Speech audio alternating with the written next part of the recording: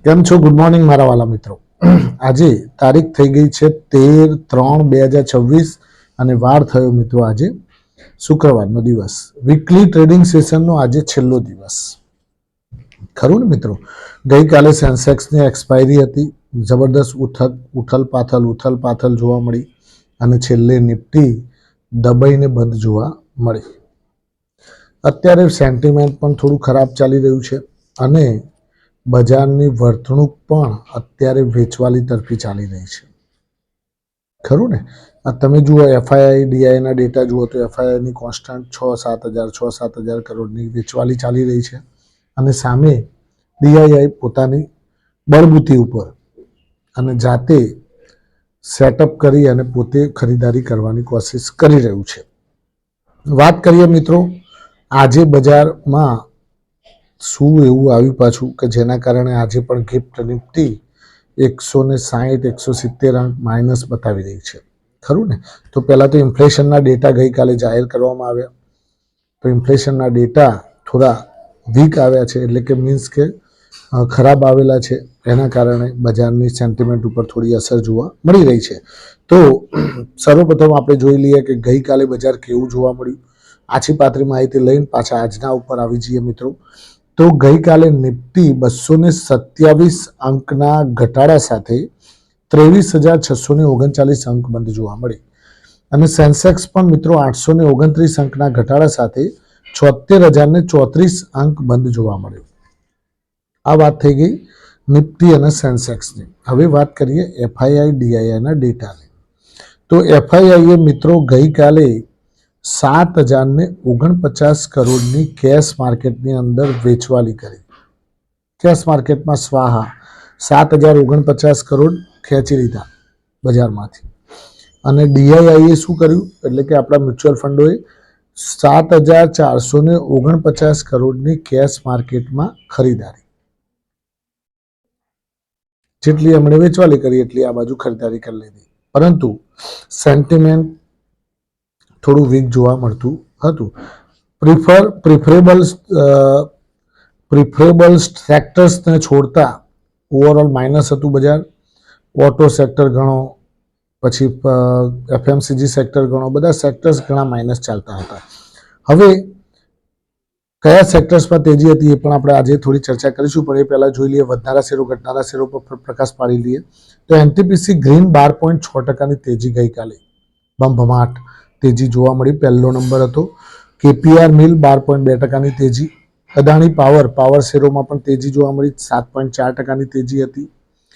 એટીજીએલ Adani total gas limited 7.2% તેજી. CR tyre 7.1% તેજી. NLC India એટલે શું? નેવેલી લિગ્નાઇટ કોર્પોરેશન, ગવર્મેન્ટની પીએસયુ કંપની છે મિત્રો. એ પીએસયુ કંપની પણ 6.8%ની તેજી ચાલતી હતી. જેએસડબલ્યુ એનર્જી 6.2%ની તેજી હતી, એમાં પણ. લિન્ડે ઇન્ડિયા 6.1%ની તેજી જોવા મળી. હવે ઘટનારા શેરો ઉપર ફટાફટ ફોકસ કરી લઈએ. તો પિરામલ ફાર્મા 6.4%ની તેજી. તેજસ નેટવર્ક 6.2%ની તેજી નહીં, મંદી. પિરામલ ફાર્મામાં 6.4%ની મંદી, તેજસ નેટવર્કમાં 6.2%ની મંદી, ચોલામંડલમ ફાઇનાન્સમાં પણ 5.3%ની મંદી, ઇન્ડસઇન્ડ બેંકમાં 5.2%ની મંદી જોવા મળી, અંબર એન્ટરપ્રાઇઝમાં 5.2%ની મંદી હતી, ટીવીએસ મોટર પણ 5% નીકળી ગયો, એસ્કોર્ટ્સમાં પણ 4.9%ની મંદી જોવા મળી અને હોમ ફર્સ્ટ ફાઇનાન્સમાં પણ 4.8%ની મંદી જોવા મળી મિત્રો. ઓવરઓલ બજારનું સેન્ટિમેન્ટ નેગેટિવ હતું. ખાલી લગભગ ગેસ અને પાવર, આ બે સેક્ટર્સ અત્યારે હાલ જબરદસ્ત ઉછાળ સાથે કામકાજ કરી રહ્યા છે. ગેસ અને પાવર, એનર્જી સેક્ટર જેને આપણે કહીએ છીએ, એનર્જી સેક્ટરમાં કયા આવે મિત્રો? તો એનટીપીસી આવી જાય, પાવર ગ્રીડ આવી જાય, ગેલ આવી જાય, ઓએનજીસી આવી જાય, આઈઓસી આવી જાય, પછી બીપીસીએલ આવી જાય, રિલાયન્સ ઇન્ડસ્ટ્રીઝ આવી જાય. આ બધા સ્ટોક્સ, રિલાયન્સ ઇન્ડસ્ટ્રીઝને એ બધા તો આ ઓએનજીસી છે, ઓઇલ ઇન્ડિયા છે, આ બધા જે સ્ટોક્સ છે એ ક્રૂડ રિલેટેડ સ્ટોક્સ અત્યારે હાલ મેન તો મેજોરિટી સાથે કહી શકાય. ક્રૂડમાં જબરદસ્ત તેજી ચાલી રહી છે. નાઇમેક્સ ક્રૂડ $100 વટાવી અને 100.45 બંધ જોવા ચાલી રહ્યું છે મિત્રો. અને બ્રેન્ટ ક્રૂડ તો વાત થઈ ગઈ, હા બ્રેન્ટ ક્રૂડ લગભગ 95.60 ચાલી રહ્યું છે 100ની નજીક. ગમે ત્યારે પણ 100 કુદાવી અને 110, 120, 130 આવા લેવલો, કારણ કે અત્યારે હાલ ભારતની અંદર દરેક આપણે અમદાવાદમાં જુઓ, ગુજરાતમાં જુઓ, ગમે ત્યાં એલપીજીની જબરદસ્ત બૂમો પડી રહી છે.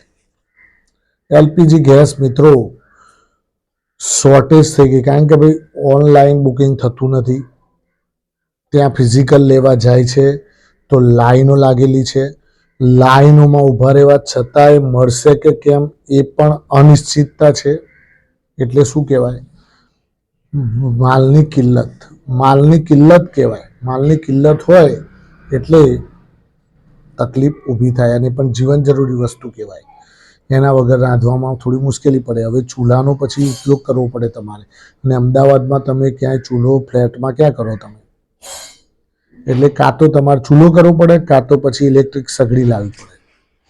બેમાંથી એક વસ્તુ તમારે કરવી પડે મિત્રો, તો તમે ઘરે રાંધી અને ખાઈ શકો. નહીં તો પછી સલાડ ખાઈને ચલાવી લેવાનું. ખરું ને મિત્રો? સલાડ પણ ખવાય, કશું ના થાય. શું થાય?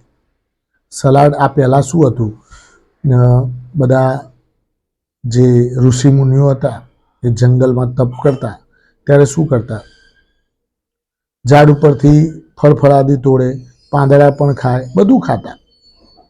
જે મળે ખાઈ લેવાનું. ખરું ને મિત્રો? એટલે અત્યારે હાલ બજારની અંદર આ પોઝિશન જોવા મળી રહી છે. બીજી વસ્તુ કે મેન વસ્તુ ખાસ એ જ કહેવાની કે બજારમાં અસમંજસતા કાયમ છે. નવી ખરીદારીથી થોડા દૂર રહેજો. નવી ખરીદારી કરવામાં અત્યારે કોઈ પણ જાતની ઉતાવળ કરવાની નથી. કેમ કે બજારની અંદર અત્યારે હાલ એક જ માહોલ ચાલી રહ્યો છે. કયો? યુદ્ધનો માહોલ. હવે આ યુદ્ધનો માહોલ જે ચાલે છે, આ યુદ્ધના માહોલમાં અત્યારે ગઈકાલે પાછું તમને ખબર છે, ન્યૂઝ આવ્યા છે કે ભાઈ ઈરાને 3 શરત મૂકી છે અમેરિકાને યુદ્ધ બંધ કરવું હોય તો. ભાઈ આ 3 શરત હોય તો આવજો, નકર કોઈ નહીં. એમાંની 2 શરત તો મને યાદ છે. એક શરત તો એવી છે કે ભાઈ અમે જે પણ અહીંયા કાયદો બનાવીએ કે ભાઈ ન્યુક્લિયરનું અમે પરીક્ષણ કરીએ, ઠીકનું ફલાણું, અમે અહીંયા કંઈ એનર્જી એ અમારે દેશ માટે છે. અમે તમારે એમાં કોઈ હસ્તક્ષેપ કરવાની જરૂર નથી ઇન્ટરનેશનલ લેવલ ઉપર. બીજું એમણે શું શરત મૂકી કે ભાઈ અમે આ જે ખર્ચો થયો છે યુદ્ધ, તમે અમારે ત્યાં નુકસાન બધું કર્યું છે, એનો ખર્ચો આપો. એ નુકસાન અમને ભરપાઈ કરી આપો તો અમે યુદ્ધ બંધ કરી દઈએ. નકર પછી અમારે તો યુદ્ધ બંધ કરીને પછી આડા ડોમચિયા કૂટવાના હોય. એના કરતાં ભાગ્યા છીએ કાં તો આ પાર કે પેલે પાર. કાં તો પછી યુદ્ધ બંધ કરવું હોય તો અમને થોડું રવાય એવું હરખું કરી આલો. આવી શરતો મૂકી છે. હવે પેલા ટ્રમ્પ, આ બાજુ પેલા ટ્રમ્પ ભાઈ છે. હવે ટ્રમ્પ ભાઈને શું આવી સમજણ પડે? એ તો કહે છે કે ભાઈ આ પાર કે પેલે પાર ચલાવી હતી કે નહીં ભાઈ કરવું. તા ઘેર આપણે તો યુદ્ધ ચાલુ રાખતું હતા, જે તાપાય હોય છોડ્યા કર આવું. એટલે હવે આગળ જતા જેમ ખામનઈએ નવા આવેલા છે, એ નવા ખામનઈના છોકરાએ મુજતબા કે એવું કંઈક નામ છે, એ ભાઈએ કહી દીધું છે કે જો તમે સીધા નહીં રહો ને તો ક્રૂડનો ભાવ $200 સુધી પહોંચાડી દઈશું. પછી કહેતા નહીં.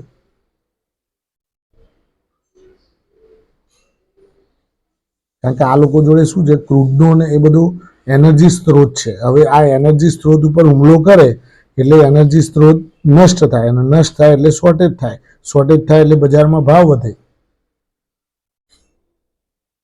ખરું ને મિત્રો?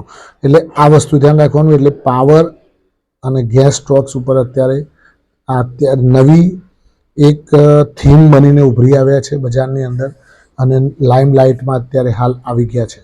કયા કયા સ્ટોક્સ? પાવર અને ગેસ સ્ટોક્સ. એમાં સુઝલોન પણ આવી ગયો. સુઝલોન પણ પાવર સ્ટોક્સ છે મિત્રો. એ પણ 43ની આસપાસ લગભગ ચાલી રહ્યો છે, તો એ પણ અત્યારે તેજીમાં ચાલે છે. થેન્ક યુ, ખૂબ ખૂબ આભાર મિત્રો. આજનો દિવસ તમારા માટે શુભ રહે, લાભદાયી રહે, ફળદાયી રહે એવી માય પ્રોફિટ પોઈન્ટ ચેનલ વતી આપ સૌને શુભકામનાઓ. Thank you very much. ખૂબ ખૂબ આભાર.